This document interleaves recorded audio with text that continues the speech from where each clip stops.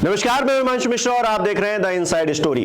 तो वक्त आ गया है लोकतंत्र के पर्व का। जी हां, पहले चरण का चुनाव 19 अप्रैल को सुबह 7 बजे से शुरू हो जाएगा और जनता तय करेगी कि आखिरकार वो किसे अपना प्रतिनिधि बनाती है, किसे अपना सांसद बनाती है। उत्तर प्रदेश की 8 सीटें हैं और बिहार की 4 सीटें, जिन पर उत्तर प्रदेश और बिहार की जनता तय करेगी कि कौन जीतेगा और कौन हारेगा। और पूरे देश की अगर बात करें तो 102 सीटों पर 21 राज्यों के चुनाव होना है।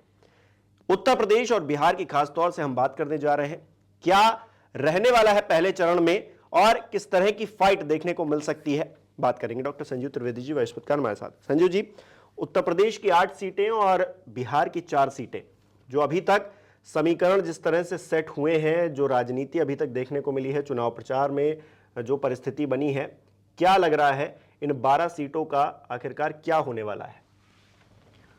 देखिए, कुल 102 सीटें, जिसमें से 12 सीट ऐसे सीट हैं जो आपको बताएंगे कि हिंदी हार्टलैंड में, हिंदी पट्टी में मिजाज क्या है, उत्तर भारत में मिजाज क्या है।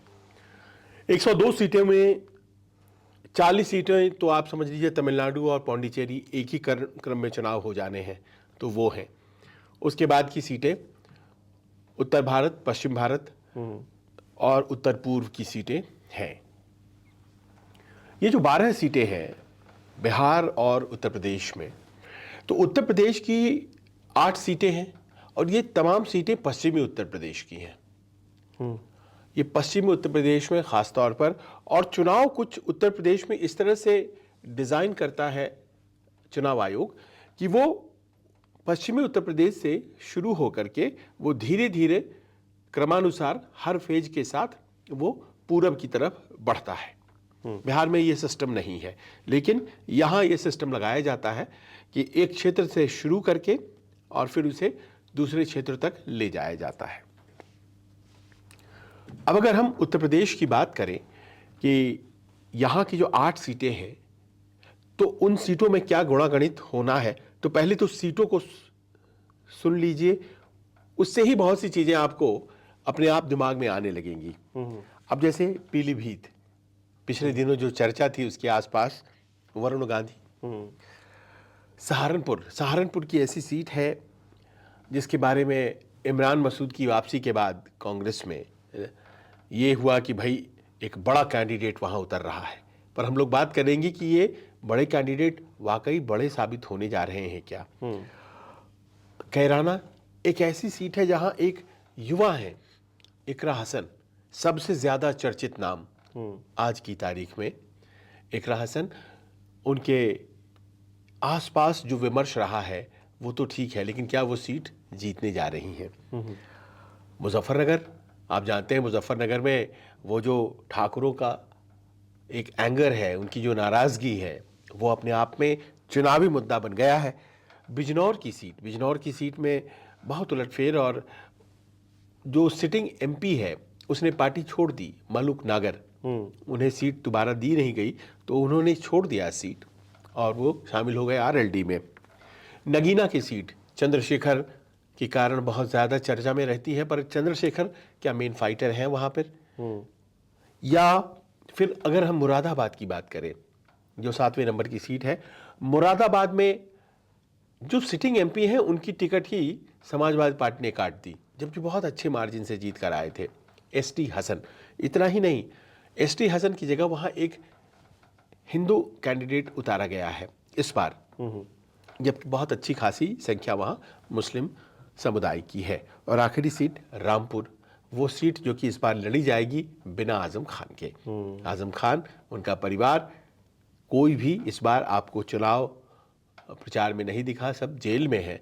और ऐसे में बिना आजम खान के रामपुर का चुनाव कैसा होता है, निगाहें इस पर रहेंगी।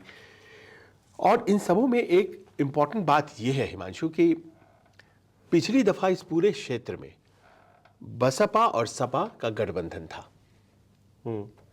कांग्रेस तीसरा कोण बना रही थी, बहुत महत्वपूर्ण कोण नहीं था वो, लेकिन बसपा और सपा के एक रहने से इस पूरे क्षेत्र में मात्र 3 सीटें थीं ऐसी जो कि बीजेपी के पास गई थी। पूरे राज्य में तो उन्होंने 80 में 62 हासिल किया था और सहयोगियों को जोड़े 64, लेकिन इस क्षेत्र में मात्र 3 सीटें थी उनके पास थी सीट पीलीभीत की, जो कि वरुण गांधी जीत कर लाए थे। उनके पास सीट थी कैराना की, और उनके पास सीट थी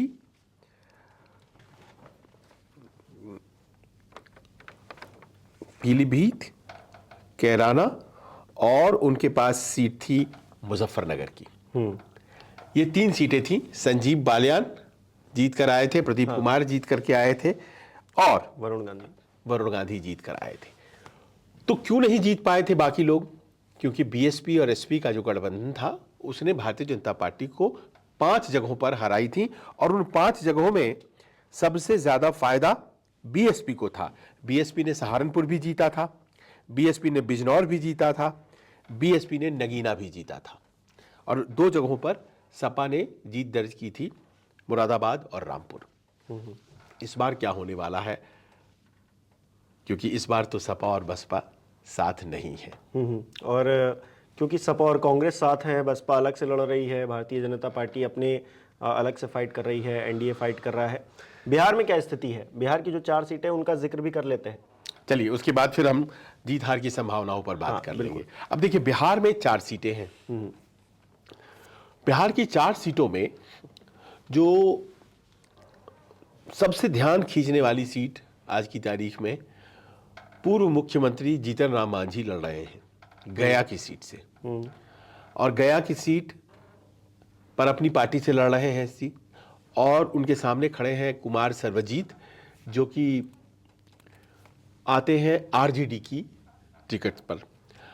अब वो क्षेत्र ऐसा है, गया का क्षेत्र, जो कि बहुत लकी साबित नहीं रहा है जीतन राम मांझी के लिए। ये उनका 4था लोकसभा चुनाव होगा, और 3 लोकसभा चुनाव वो पहले हार चुके हैं। एक तो सन 91 में हारे थे, और मौजूदा कैंडिडेट के पिता से हारे थे। जो आरजेडी के कैंडिडेट है मौजूदा, उनके पिता से हारे थे। उसके बाद उन्होंने लोकसभा चुनाव नहीं लड़ा। वो राज्य की राजनीति में रम गए, और आसपास का क्षेत्र है इस्लामपुर, वहां से वो लगातार विधायक बनते रहे। 2014 में वो चुनाव लड़ गए लोकसभा का। जनता दल यूनाइटेड में थे। जीतन राम मांझी बुरी तरह से परास्त हो गए। 2 ही सीट आई थी उस बार जनता दल यूनाइटेड को, बुरी तरह परास्त हो गए। पिछली दफा फिर लड़े वो लोकसभा 2019 में। 2019 में वो आरजेडी के साथ थे गठबंधन में, फिर हार गए। इस बार वो एनडीए के साथ है गठबंधन में। तो पहली दफा वो एनडीए के साथ गठबंधन में है और वो चुनाव लड़ रहे हैं। सामने में कुमार सर्वजीत नाम के एक कैंडिडेट है, अपेक्षाकृत उनसे आयु और उम्र में कम। पर दिक्कत ये हो रही है कि जो पॉपुलैरिटी जीतन राम मांझी की है, वो ऐसा लगता है थोड़ी कम गई है। और उसके लिए वजह जो भी हो, लेकिन पाया ये गया कि इस बार जब क्षेत्र में घूम रहे थे तो कई दफे कई गांवों में उनसे बड़े सवाल हुए। एक आध गांव में नहीं, हमें आपसे बात नहीं करनी है, कुछ इस तरह का भी नज़ारा दिखा। सर्वजीत कभी चुनाव जीते नहीं हैं, हमेशा बहुत जीत के करीब पहुंच जाते हैं, तो एक स्वाभाविक सहानुभूति उनकी तरफ है। और सबसे बड़ी बात बिहार में जो दिखाई पड़ रही है हिमांशु, कि कोई वो जो एक मोदी जी के नाम पर खूब जबरदस्त जो मोबिलाइजेशन होता था, इस बार वो बिहार और उत्तर प्रदेश दोनों जगहों पर थोड़ा कम दिखाई पड़ रहा। वो जो एक मोदी मोदी जो मंच के नीचे खड़े होकर के लोग करते थे, हो सकता है कि सोशल मीडिया पर इस बार प्रचार ज्यादा हुआ है। इस बात को आप महसूस करेंगे। बड़े होर्डिंग्स कहीं नहीं दिख रहे हैं, बड़े पोस्टर्स दीवारों पर लिखे हुए बहुत कम संख्या में। और आजकल लोगों के मोबाइल फोन पर इतना ज़्यादा कैंपेनिंग हो जाता है कि सामने से आकर भाषण देना तो एक औपचारिकता जैसी हो गई है। चूंकि जाना है तो लोग जाते हैं, क्योंकि भाषणों में वही रेपिटेटिव चीज होते हैं। 10 साल मोदी जी को भी हो गया है, तो बहुत नई चीजें वो नहीं कह रहे हैं। मोदी जी के प्रति एक स्वाभाविक आकर्षण है, और वो वहां की जनता में दिखाई पड़ता है। तो जीते तो मोदी जी की वजह से, क्योंकि हारने की बहुत सी वजहें उनके पास हैं। पर जीतने की जो वजह है वो ये कि इस बार वो सही कॉम्बिनेशन में खड़े हो गए हैं। कभी वो एनडीए के कॉम्बिनेशन से खड़े नहीं हुए थे एमपी के चुनाव में, इस बार हैं। बगल की सीट है औरंगाबाद। औरंगाबाद सीट और नवादा सीट, ये जो दो सीटें हैं, क्योंकि चौथी सीट है जमुई, तो बिहार खत्म करते ही चलते हैं। तो मांझी जी एक टाइट रेस में है, उनका पलड़ा भारी है मैं नहीं कहूंगा आज की तारीख में, एक टाइट रेस में है। बगल की सीट में है औरंगाबाद। औरंगाबाद और गया अगल बगल की सीटें हैं, पर औरंगाबाद और नवादा में एक प्रयोग किया है लालू यादव ने, और वो प्रयोग ये किया है कि माई के साथ बाप उन्होंने जोड़ने की एक सोशल इंजीनियरिंग बनाई, और उसमें उन्होंने बी में बहुजन रखा, ए से अगड़ा, ए से आदि आबादी और पी से पुअर गरीब। तो एक माई बाप का कॉम्बिनेशन इस बार तेजस्वी ने बनाया, लालू जी ने बनाया। तो क्या हुआ है कि इन सीटों पर, खासतौर पर नवादा और औरंगाबाद में, माई से इतर एक तीसरी जाति कुशवाहा की, उसके उम्मीदवारों को उतार दिया है। अच्छा, तो क्या हो जा रहा है, एम का वोट, वाई का वोट और कुशवाहा का वोट। अब ये तीन समुदायों का वोट जो है एक कैंडिडेट की तरफ जा रहा है। और आप पूछेंगे क्या जाति ही है सबसे महत्वपूर्ण जो आप इस तरह से जोड़ रहे हैं? क्योंकि हम लोगों ने पहले भी बात की है, कोई भी ऐसा मुद्दा जो कि सारे मुद्दों को पीछे छोड़ दे, वो तो सामने आ नहीं रहा है। और बिहार और उत्तर प्रदेश की राजनीति में ये सबसे महत्वपूर्ण बात है कि कौन किस जाति से आ रहा है। यहाँ पर सबसे ज्यादा समीकरण बैठाए जाते हैं। पर अब तो ये देखिए कि बाकी जगहों में होने लग गया है, जाट, ठाकुर, ये तो हो ही रहा है। उधर आप देखिए आंध्रा में कम्मा है, रेड्डी है, कापू है, इस तरह से वहाँ की जातियों में ही पहचान ढूंढ ले रहे हैं लोग। तो ये जाति जो है भारत की अपने आप में एक पहचान है, और चुनाव ने उससे और कॉन्क्रीट बना दिया है। चुनाव ने उसकी जातियों की पहचान को और कॉन्क्रीट बना दिया है। तो आप ये देखिए, तीसरी जाति जोड़ दी गई है। अगर कोई ऐसा मुद्दा होता राष्ट्रव्यापी, तो भावनात्मक रूप पर लोग वोट करते हैं। पुलवामा हो गया है, राष्ट्र की सुरक्षा का सवाल है, वोट जाएगा राष्ट्र की सुरक्षा को, और राष्ट्र की सुरक्षा के सवाल पर भारतीय जनता पार्टी तैनात खड़ी रहती है, तो उसे वोट मिलता है। इस बार जातीय गुणागणित हर मुद्दे पे हावी होता दिखाई पड़ रहा है, जो फील्ड से जानकारी है। तो ये जो तीसरी जाति जुड़ी गई है, मुस्लिम, यादव और कुशवाहा, क्या ये रंग दिखाएंगे? और ये दोनों सीटें, चाहे वो औरंगाबाद हो या नवादा, नवादा में सीपी ठाकुर बड़े डॉक्टर थे, उनके बेटे सांसद भी रहे, केंद्र में स्वास्थ्य मंत्री रहे, उनके बेटे विवेक ठाकुर चुनाव लड़ रहे हैं।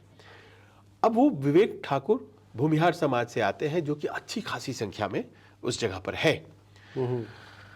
लेकिन MY प्लस फिर कुशवाहा यहां जोड़ दिया है लालू यादव ने। तो मुस्लिम, यादव और कुशवाहा औरंगाबाद की सीट पर भी और नवादा की सीट पर भी।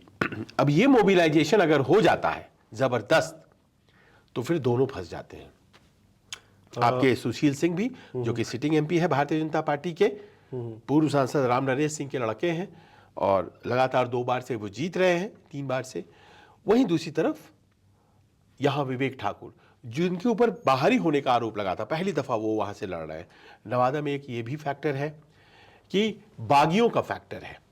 अच्छा, विवेक ठाकुर के खिलाफ भी कोई एक उन्हीं की जाति के गायक लड़ गए हैं, गुंजन कुमार नाम है, भूमिहार समाज से ही आते हैं और स्थानीय हैं, और बोलते हैं हम तो यहाँ के बेटा है, हमें वोट दीजिए।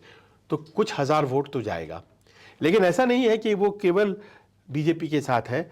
उधर आरजेडी के जो उम्मीदवार हैं कुशवाहा जी, श्रवण कुशवाहा नाम है, इधर अभय कुशवाहा, उधर श्रवण कुशवाहा। तो श्रवण कुशवाहा जी के विरोध में वहां के एक यादव साहब खड़े हो गए। अच्छा, वहां के बाहुबली हैं, और राजबल्लभ यादव, उनकी पत्नी भी विधायक बगल के क्षेत्र से, उनके भाई भी कोई न कोई चुनाव जीतकर जिला परिषद वगैरह और उन लोगों को लग रहा था कि उनको मिलेगा, मतलब राज बल्लभ यादव के ब्रदर विनोद यादव को टिकट मिलेगा, वो मिला नहीं। लालू यादव के दिमाग में दूसरी बात चल रही थी कि तीसरी जाति जोड़नी है। वो नाराज हो गए कि अरे हमने जीवन भर आरजेडी का सेवा किया और हमें ही टिकट नहीं दिया गया, बागी हो गए। तो अब ये नतीजे इस बात पर भी डिपेंडेंट है ये कौन सा वाला बागी ज्यादा वोट काटता है। बागियों का क्या है, बागी तो ज्यादातर जो है वो वोट कटवा है। एक ही बागी है पप्पू यादव कुछ दिनों बाद उनके बारे में फिर बात करेंगे क्योंकि अगले चरण में चुनाव है उनका। उन बागी के बारे में ही हो रहा है कि वो जीत सकते हैं। बागी वोट काटेंगे और उनके वोट काटने पर भी डिपेंड करेगा कि कौन जीत रहा है। लेकिन प्राइमरली इस बात पर डिपेंड करेगा कि ये जो नए जाति को जोड़ने का एक नया प्रयोग किया है लालू यादव ने, ये कितना सफल होता है। नवादा पिछली बार भी जीते थे, उसके पहले भी जीते थे बीजेपी वाले, और उसी तरह से औरंगाबाद भी जीते थे। तो ये 3 सीटों का सिलसिला हो गया। इधर भी टाइट रेस, गया में भी टाइट रेस, और आपके औरंगाबाद में भी टाइट रेस हो जाता है। अब चलिए जमुई। जमुई में चिराग पासवान का वो क्षेत्र, उन्होंने अपनी सीट, पिता की सीट पर चले गए हाजीपुर। उस सीट को उन्होंने बाकायदा ग्रूम किया क्योंकि 2014 में जितनी वोट से वो जीते थे उसके करीब करीब दुगने वोट से वो 2019 में जीते। यानी कि उस क्षेत्र को उन्होंने तरीके से अपनाया, ग्रूम किया, और उस पर लोगों का फेथ है। पर इस बार जो कॉम्बिनेशन दिया लालू यादव ने वो बड़ा गजब का था। कॉम्बिनेशन इसलिए क्योंकि वो सुरक्षित सीट है, वो दलित सीट है।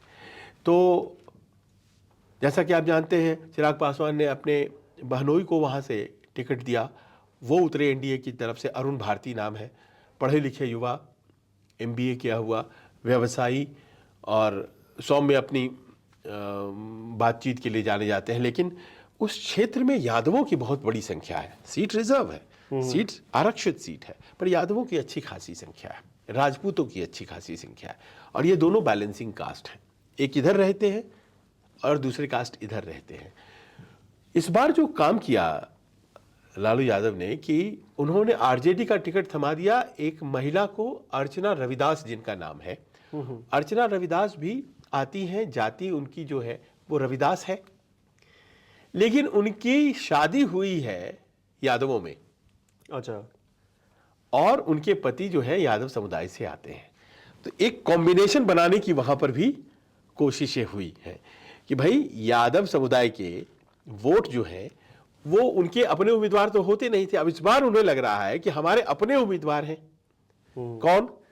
तो ये अर्चना रविदास, क्योंकि ये हमारे यादव समुदाय में ब्याही गई हैं।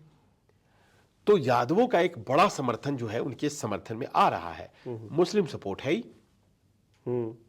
तो रविदास बहुत ज्यादा नहीं है वहां पे, लेकिन यादव और मुस्लिम मिलाकर के एक कॉम्बिनेशन वहां बन गया है। पर वहां क्या है, 18 लाख के आसपास वोट्स हैं, और ये सारे कॉम्बिनेशन मिलाकर के भी ये पूरी तरह से 5, 5.5, 6 लाख से ज्यादा नहीं जा रही है। यानी कि वोट बहुत अच्छा पाने जा रही है वो, इसमें कहीं कोई दो मत नहीं है। लेकिन जीत की गुंजाइश, हाँ, और बहुत दूर तक लड़ाई को लेकर के जाएंगी, ये भी सच है।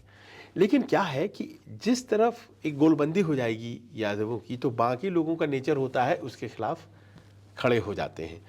ये बात जो है वहां अगर वोट दूसरी तरफ में ज्यादा हो तो फिर मुश्किल हो जानी है। तो अरुण भारती का कैंडिडेचर वहां पे स्ट्रांग इसलिए हो जाता है क्योंकि बाकी के लोग जो भी हैं वहां पे, चाहे वो राजपूत समुदाय के हैं, चाहे वो इनकी अपनी पासवान जाति के लोग हों, वहाँ पर बगल की सीट थोड़ी दूर पर एक बनिया समाज के व्यक्ति को टिकट दिया है चिराग पासवान ने।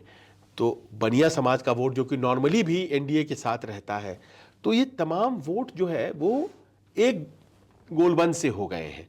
और अभी आपने देखा होगा एक वीडियो सर्कुलेट हो रहा है जिसमें कि मंच पर खड़े हैं तेजस्वी यादव और नीचे खड़ा एक व्यक्ति, तेजस्वी यादव के साथ वो कैंडिडेट उनकी आरजेडी की अर्चना रविदास खड़ी हैं, और ये नीचे जो खड़ा व्यक्ति है वीडियो बना रहा है कोई और लगातार गालियां वो माँ की गाली दे रहा है चिराग पासवान को। अब उसने उस क्षेत्र में हंगामा सा मचा दिया है उस वीडियो ने। हाँ। और लोग बाग इससे क्या हो रहा है, देखिए ऐसा नहीं है कि बहुत संवेदनाएं जाग गई चिराग पासवान के लिए, या उससे क्या होता है ना, यादवों के साथ एक जंगल राज को अटैच किया जाता है। और धीरे धीरे ये शब्द जो है देश में जहां भी कोई खराब शासन व्यवस्था होती है किसी सरकार के द्वारा, लोग फट बोलते हैं जंगल राज। और आरोप भी तो लग रहे हैं कि तेजस्वी यादव इसीलिए लालू प्रसाद यादव को कहीं जाने नहीं दे रहे हैं, क्योंकि उनकी वजह से एक जंगल राज और वो खौफ का माहौल नजर आता है। कुछ बोल जाते हैं वो, और उस बोलने से ही काम खराब हो जाता है। देखिए, तेजस्वी ने बहुत बढ़िया किया है उस इमेज को खत्म करने में, और नौकरी देने वाले के रूप में अपनी इमेज बनाने में उन्होंने खासी सफलता हासिल की है, इसमें कहीं कोई दो मत नहीं है। और आज की तारीख में उनकी पहचान एक प्रोग्रेसिव, प्रगतिवादी व्यक्ति के रूप में है। पर दिक्कत क्या है कि छोटी छोटी गलतियों से, अब वो जो गाली देने वाला है, वो गाली देने वाला मैं जानता हूं उनके कंट्रोल में नहीं होगा। वो क्षेत्र का आदमी, वो कैसा आदमी, बदतमीज होगा, कोई भी होगा, वो गाली दे रहा है। आजकल हर व्यक्ति मोबाइल बना रहा होता है। लेकिन उनकी गलती ये हुई कि वो तत्क्षण रिएक्ट नहीं कर पाए। उसको मना कर सकते थे कि तुम मेरे सामने इस तरह से बदतमीजी नहीं करोगे, राजनीतिक दुश्मनी है हमारी।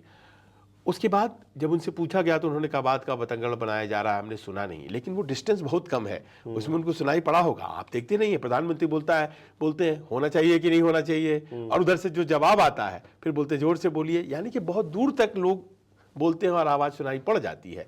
तो आवाज सुनाई पड़ी, उनको माकूल रिएक्शन वो नहीं दे पाए। तो इस कारण से क्या हो गया है कि ये जो गोलबंदी जिसकी मैं बात कर रहा था, वो कुछ ज्यादा ही हो गई एंटी आरजेडी फोर्सेस के खिलाफ। वही कि भाई जंगल राज आ जाएगा। और इसका मुझे लगता है कि फायदा न केवल जमुई पर होने जा रहा है, बल्कि नवादा में भी होगा, गया में भी होगा, और औरंगाबाद में भी होगा। 4 में से कितनी सीटें, कितने एक का पलड़ा जो है, एक मैं मान रहा हूं कि वो जमुई की सीट जो है उसमें एनडीए को कॉन्फिडेंट होने की जरूरत है। बाकी तीनों सीट पर कोई भी जीत सकता है। और आरजेडी ने जो लड़ाई लड़ी है, तो आप इस बात को यकीन मानिए कि 1 या 2 सीट निश्चित ही इन तीनों में से आरजेडी के पास जाने वाली है। बहुत तगड़ी लड़ाई है वहां पे। 4 में केवल 1 के लिए कॉन्फिडेंट हो सकते हैं एनडीए वाले। हालांकि जीतेंगे ज्यादा, ये मानता हूं मैं, लेकिन अब अभी जो आप मुझसे कहेंगे कि आज की तारीख में वोटिंग से कुछ पहले की क्या स्थिति है, तो उसमें कॉन्फिडेंट होना एक ही, और वो भी उस स्थानीय फैक्टर की वजह से अचानक से वो सब कुछ तब्दील हो गया। और मैं मानता हूं कि बहुत अच्छी लड़ाई लड़ेंगी अर्चना रविदास। लेकिन वो जो बाकी गोलबंदी हो जाती है उसका कोई कुछ नहीं कर सकता। हरियाणा में भी देखिए, जाट 25% है, कहीं भी बहुत स्ट्रांगली लड़ते हैं। लेकिन जो बाकी 75% है, वो अगर उसमें से 40% भी एक तरफ चला आता है तो दिक्कत हो जाएगी। हाँ, बिल्कुल बिल्कुल बिल्कुल। तो ये हुई पूरी बिहार की कहानी। और उत्तर प्रदेश में शुरुआत करते हैं पीलीभीत से, क्योंकि पीलीभीत बहुत ज़्यादा चर्चाओं में रहा, और वरुण गांधी जिसके बाद वो एक साइड हो गए, उनको टिकट नहीं दिया गया। अब क्या स्थिति बनती हुई उस सीट पर और बाकी सीट पर भी, जो 8 सीटें हैं वहाँ पर दिखाई दे रही है, बताइए ज़रा। देखिए, पीलीभीत की सीट क्या गजब की बीजेपी की सीट थी। 30 सालों से एक परिवार का वर्चस्व, और परिवारवाद नहीं होना चाहिए, बिल्कुल ये बात अच्छी बात है। लेकिन अभी बिहार की हम बात कर रहे थे ना, बिहार में 4 की चारों सीटें भारतीय जनता पार्टी परिवारवाद का एक लाइन नहीं बोली वहां, इसलिए कि वो चारों परिवार से ही आते थे। किसी ने मैंने आपको बताया, औरंगाबाद में सुशील सिंह रामनरेश सिंह के लड़के हैं, जो कि खुद सांसद रहे हैं। जीतन मांझी, उनके बेटे बिहार सरकार में अभी मंत्री हैं। बिल्कुल। आगे बढ़िए, नवादा में सीपी ठाकुर साहब के लड़के हैं, वो केंद्र में मंत्री रह चुके हैं। सीपी ठाकुर हाल तक खुद सांसद भी थे। विवेक ठाकुर उनके लड़के हैं। और जमुई में तो चिराग पासवान के बहनोई हैं, और चिराग पासवान खुद रामविलास पासवान के लड़के हैं। तो परिवारवाद पर इस बार नहीं बोली भारतीय जनता पार्टी। बिहार में कम से कम प्रथम चरण में तो ये दिखाई पड़ा। लेकिन उत्तर प्रदेश में भी परिवारवाद के नाम पर अगर टिकट कट गया पीलीभीत का, क्योंकि 2 माँ को भी और बेटे को भी देना है, कुछ इस तरह की बातें हुई, या फिर जो भी वजहें रही होंगी, वरुण गांधी से नाराजगी थी कुछ लोगों की। पर ये निर्णय जो था अपने आप में एक ऐसा निर्णय था जो कि लोगों ने 7 लाख वोट आए थे वरुण गांधी को, सामने वाले को 4 साढ़े 4 लाख वोट आए थे। तो क्या फासला रहा था। उसके पहले उनकी माता जी ने वो सीट जीती थी 2014 में, और उन्होंने 1.5 लाख वोट अपने बढ़ा लिए थे। माता जी को 5-5.5 आया था, 5.5 के आसपास उनको 7 लाख वोट आए थे, 7,04,000 अगर मैं सही हूँ। तो आप सोचिए वो टिकट कट गई। तो एक नाराजगी जैसी बात है। जितिन प्रसाद वहां से लड़ रहे हैं भारतीय जनता पार्टी की टिकट पर। जितिन प्रसाद पिछले कई चुनाव जीत नहीं पाए हैं, और अगर वो जीतते हैं यहाँ तो कई चुनाव का हार का सिलसिला टूटेगा। साल 2014 के चुनाव वो लोकसभा का हार गए थे, वो भारतीय जनता पार्टी में उस वक्त नहीं थे, कांग्रेस में थे। 2017 का चुनाव हार गए थे, वो विधानसभा भी लड़ गए थे, बिल्कुल, है ना।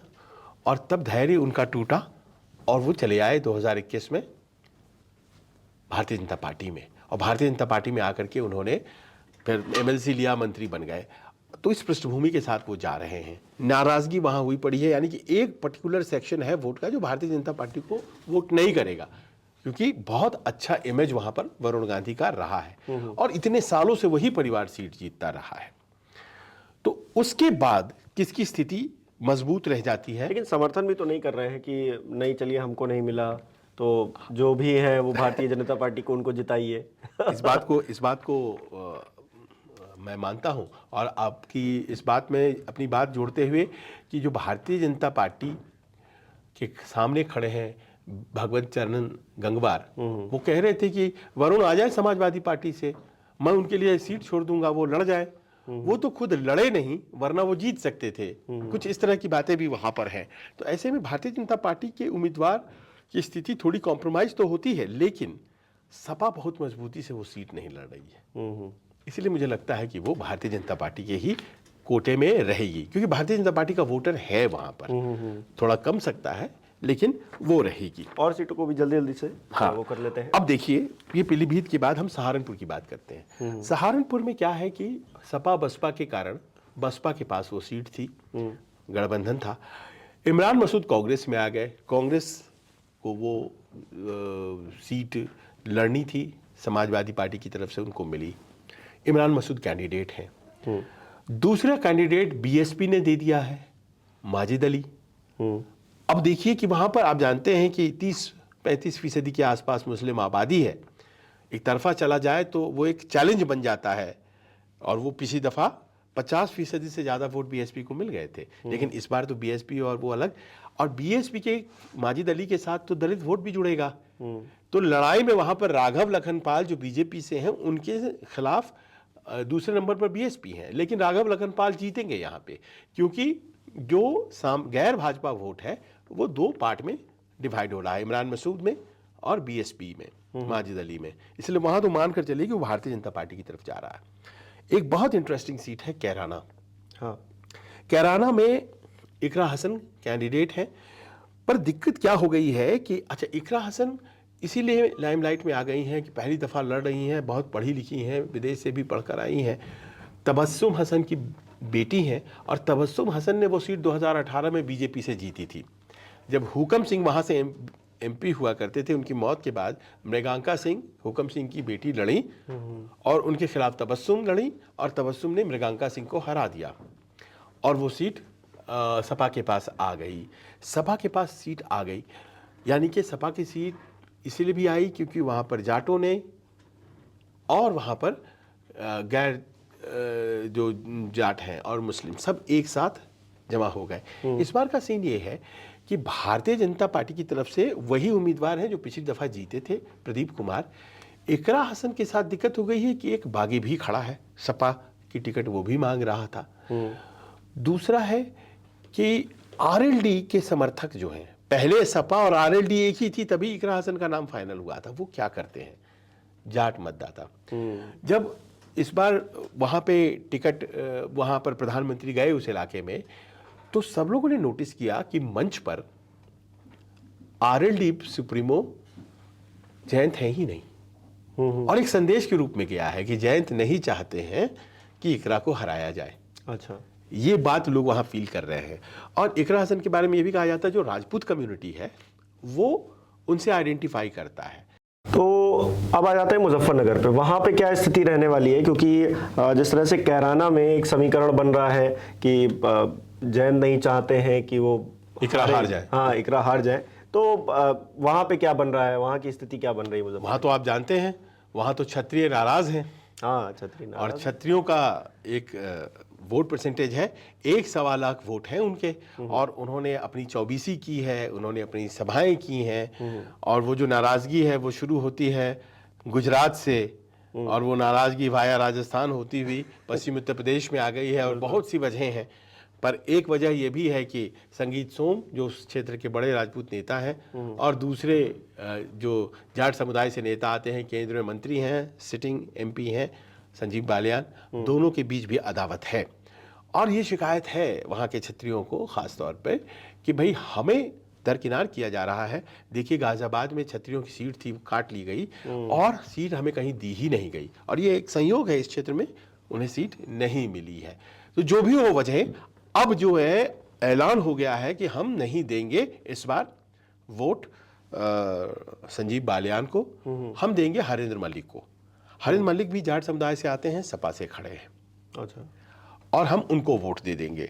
तो इतना बड़ा एक समर्थक वर्ग अगर हट जाता है, जैसे मान लीजिए 1 लाख वोट अगर है, फर्ज करें आप, तो वो 2 लाख का डिफरेंस बन जाता है। एक जो इधर चला गया और एक जो आपसे हट गया, बिल्कुल। तो एक गड्ढा बन गया और इधर एक पहाड़ बन गया, तो ऊंचाई दुगनी हो गई ना। आप गड्ढे में हो गए, उधर एक कोई दूसरा जो है वो पहाड़ पे आ गया, तो एक का मतलब 2 हो जाता है। इसको कैसे आप ब्रिज करेंगे? पहला क्वेश्चन ये हो रहा है मुजफ्फरनगर में। दूसरा ये है कि आखिरकार पिछली दफा बहुत कम मार्जिन से जीत पाए थे संजीव बालियान। संजीव बालियान अजीत चौधरी के खिलाफ खड़े थे, 49% वोट आया था अजीत चौधरी को, अजीत सिंह को, जयंत के पिता, पुराने नेता, बड़े नेता, और 49.5% यानी कि 0.5% ही 7-8 हज़ार 6 हज़ार वोटों से ही वो जीते थे। यानी कि उनके विरोधी वोट हैं वहां,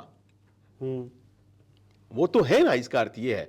पिछली दफा वो 2014 में बहुत अच्छे जीते थे, लेकिन इस बार वो बहुत कम वोटों से जीत पाए थे। जयंत इस बार इधर है ना। अब जयंत इस बार इधर है, तो जयंत के पिता को हराया था उन्होंने। देखिए वहां पर पेच।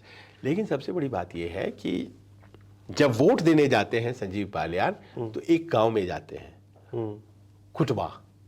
ये वो गांव है खुटबा और कुटबी, जहां 2013 के दंगे हुए थे। वहीं से शुरुआत हुई थी उन दंगों की, और आप जानते हैं उसके बाद उत्तर प्रदेश की राजनीति पूरी तरह से बदल गई। भारतीय जनता पार्टी का जो प्रादुर्भाव हुआ है उसके बाद, उस घटना विशेष के बाद से, तो वो उसकी समझिए कि उद्गम स्थल है, वहां वो वोट देते हैं, और उनकी पहचान एक हिंदू नेशनलिस्ट लीडर के तौर पर संजीव बालियान की है। तो आखिर में सारे समीकरणों को पलटते हुए संजीव बालियान निकल जाए, इस बात की भी गुंजाइश है, लेकिन मैं इसको टाइट मानता हूं। मैं पीलीभीत को टाइट नहीं मान रहा हूं, मैं सहारनपुर को टाइट नहीं मान रहा हूं, मैं कैराना को, मुजफ्फरनगर को टाइट मानूंगा। ये दोनों सीटें हैं। बिजनौर में आ जाइए, और बिजनौर में आप मानकर चलिए कि बिजनौर में इस बार जो है लड़ाई फिर से त्रिकोणीय के कारण भारतीय जनता पार्टी को फायदा होगा। पिछली बार दोनों एक थे, बीएसपी सपा, तो मलूक नागर जीत गए थे। मलूक नागर अब पार्टी छोड़ के आरएलडी में आ गए, उन्हें टिकट मिली नहीं, तो वहां पर चंदन चौहान भारतीय जनता पार्टी से, विजेंद्र सिंह और यशवीर सिंह बीएसपी और सपा, ये दोनों यानी कि त्रिकोणीय संघर्ष है। इसमें भारतीय जनता पार्टी के जीतने की संभावना है यहाँ पे, इसीलिए ये तीसरी सीट होगी इन 8 में जो भारतीय जनता पार्टी के पास जा सकती है। नगीना में अगेन पिछली दफा वो बीएसपी को इसीलिए गई थी क्योंकि गठबंधन था, अब बीएसपी अलग लड़ रही है, और इस बार जो वहां पर समीकरण बन रहे हैं उसमें एक फैक्टर है चंद्रशेखर का। चंद्रशेखर है वहां पर चंद्रशेखर के साथ है कि उनके साथ सहानुभूति बहुत है। वोट है क्या? क्योंकि वोट बीएसपी वाले उनको नहीं देते हैं, लेकिन उनका कॉन्फिडेंस दिखाता है, पर वो चतुष्कोणीय हो जाता है ना। BJP, Sapa, BSP, Chandrashekhar. सपा ने उनको जो नहीं दिया ना, वो समझ नहीं आई मुझे, क्योंकि वो तो बहुत ऐसा लग रहा था शुरुआत में, आपको भी लगा होगा कि भाई सपा तो इनको दे देगी टिकट। त्रिकोणीय संघर्ष अगर होता उसमें वो जीत सकते थे। अभी अगर वोट का इस तरह से डिवीजन होगा तो बीजेपी के लिए फायदा होगा यहाँ पे। अगर इस तरह का डिवीजन होता है तो बीजेपी को निश्चित ही फायदा होगा, और ऐसे में हम मान करके चल सकते हैं कि ये चौथी सीट होगी 8 में जो भारतीय जनता पार्टी की तरफ जा सकती है। मुरादाबाद में लड़ाई हो गई है आपस में ही। अब मुरादाबाद में देखिए, आपने सिटिंग एमएलए एमपी को टिकट काट दिया एसटी हसन की। एसटी हसन इतने नाराज हैं कि सभा में भी गए नहीं अखिलेश यादव के। लेकिन वो ये कह रहे हैं कि अखिलेश यादव चाहते थे, कोई बीच का आदमी है जो जानकारी नहीं पहुंचने दिया उसने, और वो लेटर बाद में वायरल होता है और तमाम चीजें होती हैं। तो क्या मतलब क्यों अभी ऐसा हो सकता है? कौन है जो नहीं चाहता था? किसने अगर पत्र दबा लिया वो? अगर वो चाहते थे तो ये दिन नहीं आता है। ये लोकसभा का चुनाव है। हाँ, सही बात है। 2 दिन पहले से पहले ही फाइल clear हो करते। जाता। बिल्कुल। इसको दिया, फिर उसको दिया, फिर उसका कटा, फिर वो दौड़ता हुआ जा रहा था। बड़ा दृश्य अजीब हो गया वहां पर। तो एक्सटी हसन का एक फैक्टर है, उनके अपने समर्थक हैं और वो रुचि वीरा को वोट देंगे क्या? रुचि वीरा को देखिए, किसी भी वोट को ये ना समझिए कि वो बंधुआ है कि भाई वहां मुस्लिम तो सपा को ही जाएगा। बिल्कुल। ये नहीं मान करके चला जा सकता है आज की तारीख में। हो सकता है कि ज्यादातर मतों पर जाता हो, ब्राह्मण भारतीय जनता पार्टी को ही देगा, ये भी जरूरी नहीं है ना।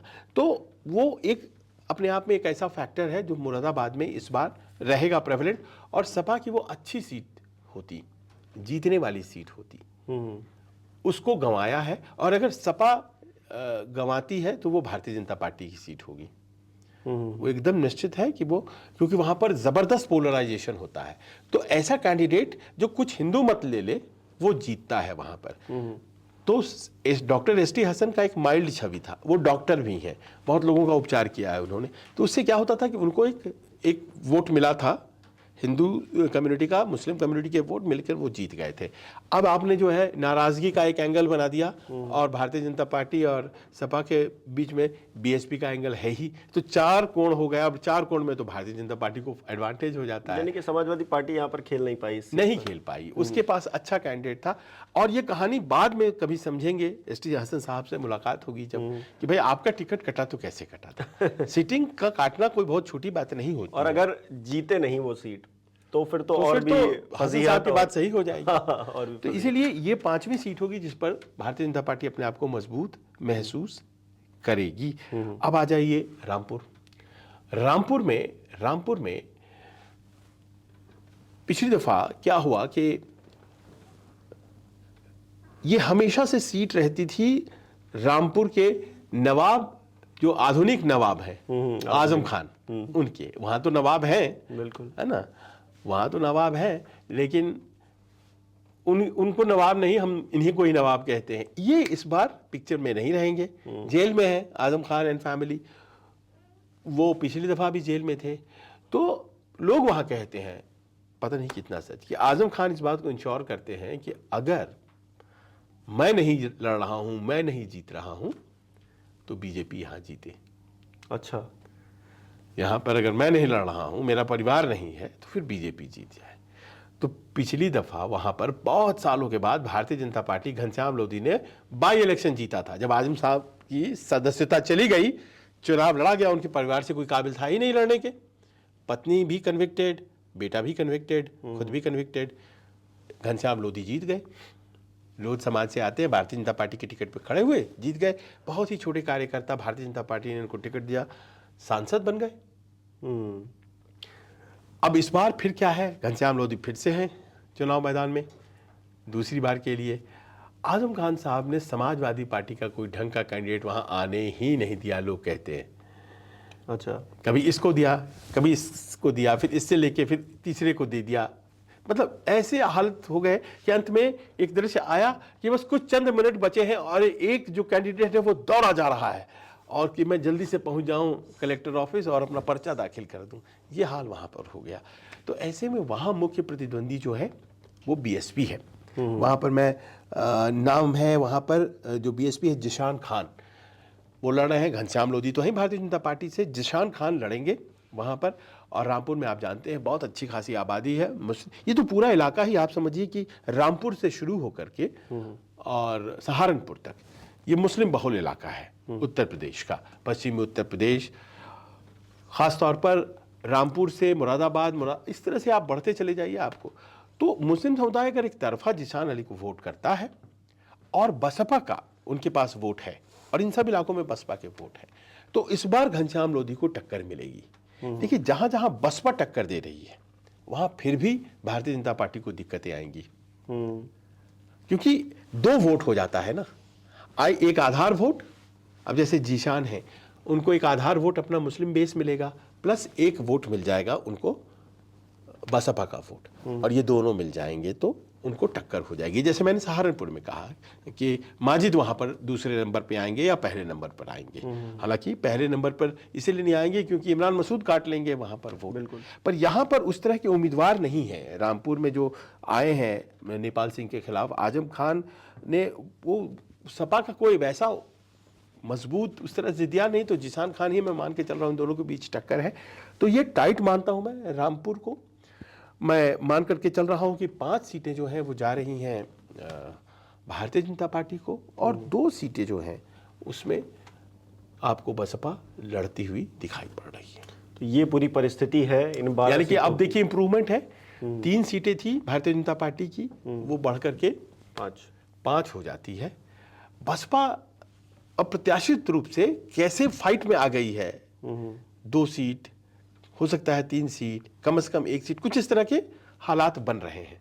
हालांकि पश्चिमी उत्तर प्रदेश है, यहाँ देखिए आखिर में अगर हिंदू मुस्लिम मामला हो जाता है तो फिर कुछ नहीं कोई फैक्टर काम नहीं। लेकिन पिछली बार भी था, कैसे वोट एक तरफा हुए, तो हिंदू मुस्लिम के बावजूद इस इलाके में सीटें निकली थी। आखिर सोचिए कि इन 8 सीटों में मात्र 3 सीटें भारतीय जनता पार्टी जीत पाई थी। तो यहाँ पर भारतीय जनता पार्टी का पश्चिम उत्तर प्रदेश में एज रहेगा। वो 5 जीत सकती है, वो 6 भी जीत सकती है। बिहार में Bharatiya Janata party NDA 1 seat पर कॉन्फिडेंट फील कर सकती है, 3 सीट पर बाकी नवादा, गया और औरंगाबाद इस पर फाइट रहेगी।